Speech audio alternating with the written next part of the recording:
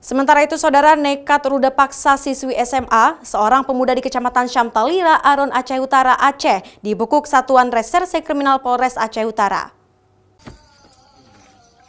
Seorang pemuda RZ ditangkap tim Satuan Reserse Kriminal Polres Aceh Utara saat hendak berbuka puasa bersama di salah satu kafe di Kecamatan Syamtalira, Aron, Kabupaten Aceh Utara.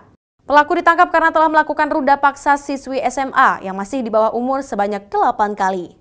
Kasus ini terungkap atas laporan pihak keluarga korban, dikarenakan korban sempat tidak pulang ke rumah selama 4 hari.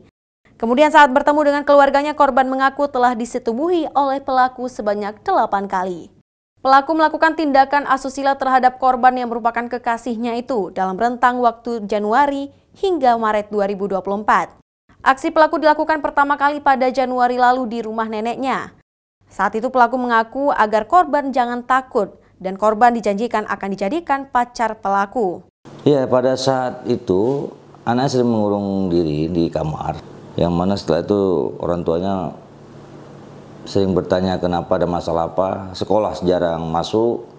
Di situ korban mengaku bahwa telah disetubui sebanyak 8 kali oleh tersangka RZ di tempat yang berbeda.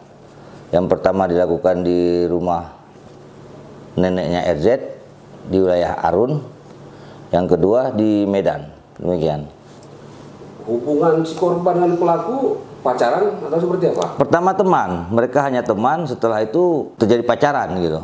Kini pelaku dan sejumlah alat bukti telah diamankan pihak Unit Perlindungan Anak dan Perempuan Polres Aceh Utara.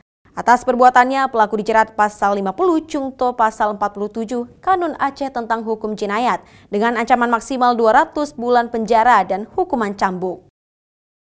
Zikri Maulana, Kompas TV, Aceh Utara.